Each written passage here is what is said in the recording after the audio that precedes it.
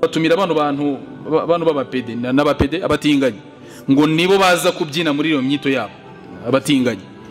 Ibintu nk'ibyo ngibyo akaba ari byo abantu bakoresha mu gutera inkunga.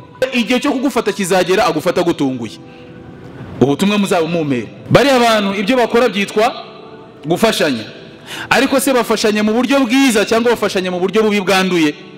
Babafashije umuntu siko bimeze, bamuteye inkunga, ni umukobwa ugiye kurongorwa, ni umuhungu ugiye kurongora, baramufashije, ariko si inkunga yabo barimo barayitanga mu buryo uw'islamu bwemera cyangwa bari kwitanga mu buryo uw'islamu bwanga.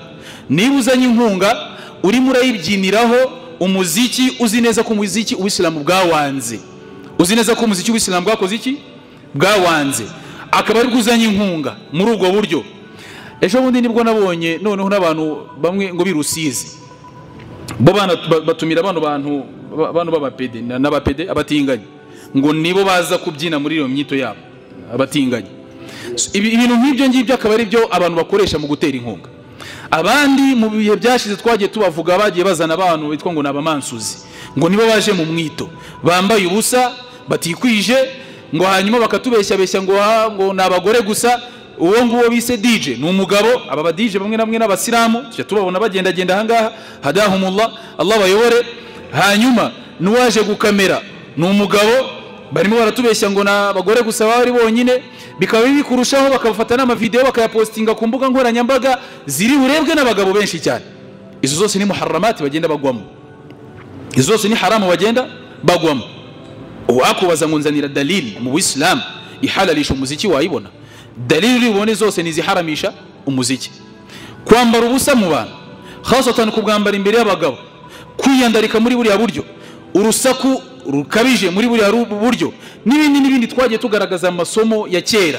Hanyuma bira ibintu ibyo byo gushyigikirwa mu Islam abandi mwesla, abandi banabirwaniramo. Abandi babirwaniramo se abandi baranarwana, abandi babitukaniramo.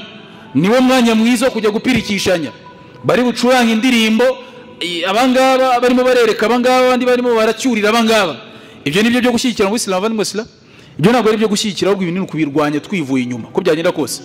Abagore babamwe muri twebwe nibo bajyayo, abana bamwe muri twebwe nibo tubona bambaye ubusa muri buriya buryo, barimo barabyinagira kuriya. Ukabona ngo ni umuntu w'umuhajati nkuko mujya mubyita, ngo wagiye Imaka, yari yambaye igitambaro avuye mu rugo, ageze hari yagikuyemo agikenyeye ku kibuno, arimo arikaraga, abantu bakomye mu mashyi, a'udhu billah. Akaza ari umukobwa usanzwe wambara sharia, yagera hari akayita bakinjiramo barikaraga. Ibyo byose rero ntabwo ari ibintu byo gushyigikira abandi mu Islam. Nuwabishyigikira wese uyu ngo amenye ngo qad dalla dalalan ba'ida, yayobye ukuyoba kuri kure cyane, no kumugarura biragoye. Niyo mpamvu rero nabahaye ubutumwa bw'umwihariko mu bungereze kuri uriya muntu amenye yuko izo haram agenda arya gake gake, na amafaranga ari kuva muri haram, igihe Imana izamufata imutunguye mu gihe atari yabivamo. Ibyiza by'Ubuislamu bibutswa Allah subhanahu wa ta'ala. Allah ati fatahna alaihim abwaba kulli shay, ngo Allah yabahaye anabafungurira mu miryango ya buri kimwe cyose. Hatta idha nasu ma dhukiru bihi fatahna alaihim abwaba kulli shay'in, ngo Allah subhanahu wa ta'ala abahereza imiryango, abafungura imiryango ya buri kimwe cyose. Nyuma yaho bamaze kuryoherwa, bamaze gushokerwa nkuko abantu bajya babivuga, Allah ati ngo akhadhnahum baghta, twabafashe tubatunguye.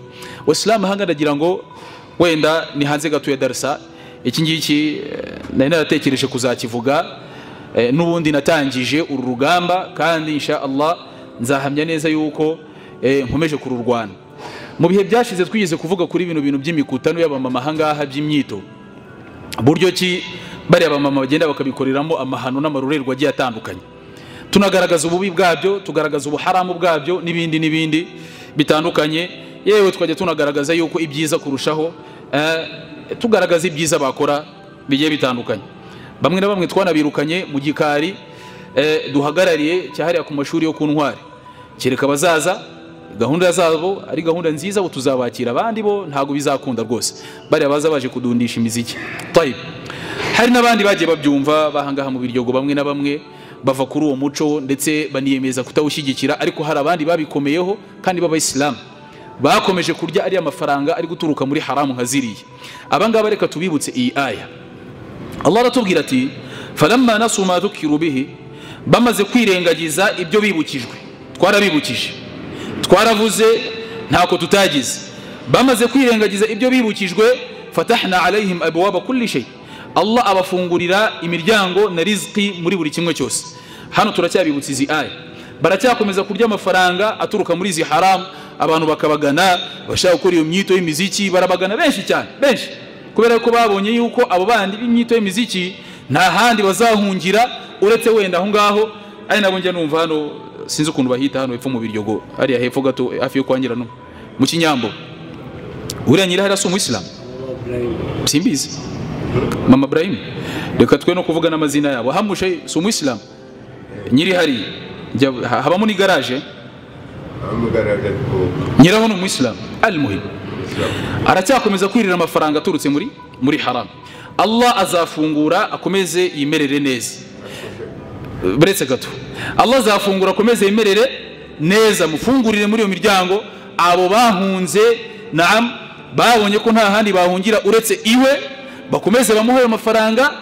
Ngo burya ngo iyo ngo Allah yagufunguriye ngo imiryango y'amafunguro, kandi nanone akaba ari amafunguro uri gukura muri haram, ngo ahanga ngo Allah bari kugenda ari kugufata mu nzego gake gake, abari kugenda gufata mu nzego kugeza ubwo azagufata gutunguye. Ubu butumwa muzabumungerezeho. Allah aragenda aguhe muri izo haramu zawe, ugenda ufata kugane, babyine, basakurize mu butaka bwawe Allah yaguhaye, abuguha nk'inema, hanyuma uri kubukoresha mu kugomera nde? Mugomera Allah subhanahu wa ta'ala. Allah komeza aguhe, igihe cyo kugufata kizagera agufata gutunguye.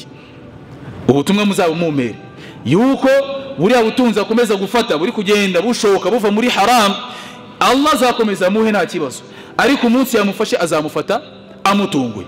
Biri kumvikana va mu Islam? Ubu ni ubutumwa bw'umwihariko kuri uriya rwose, mu gihe yanangiye yanze kumva haram, akomeje kuzirya muri ubwo buryo, igihe Allah azamufata, wallahi azamufata amutunguye, mu gihe yanze kuva kuri ziriya haram. Abandi barabyumva. Buriya ikintu cya mbere mugomba kwitondera va mu Islam, muzitondere umuntu wumva aya akanumva hadithi, aho kugira ngo akosoke akarushaho kunangira, aba ari umuntu mubi cyane fi dunya wal akhirah, aha ku isi ndetse n'ejo ku munsi w'imperuka.